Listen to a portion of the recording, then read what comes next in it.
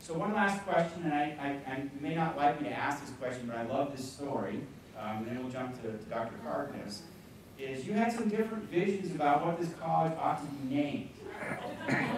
Do you mind sharing that story? I love this story.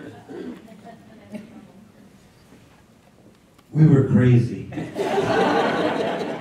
when we started building this college. We were young, we were enthusiastic, we were empowered by the community to reach for the sky, to not break ground, but to lift the ground. We were into paradigm shifts, whether they made sense or not.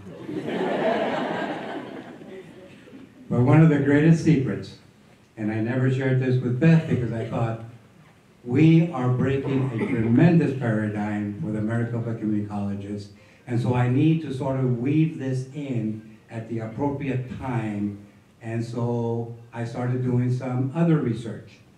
And the research was on my inclination that years ago, centuries ago, eons ago, on this land walked our ancestors.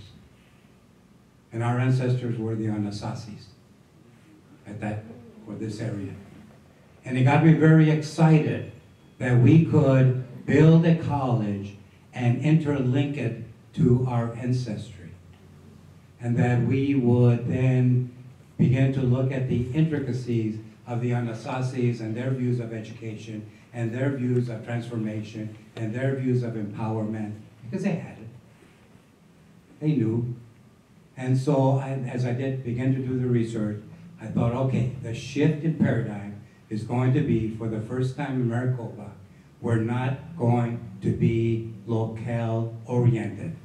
In other words, Phoenix College has Phoenix College, Glendale has Glendale, Scottsdale has Scottsdale.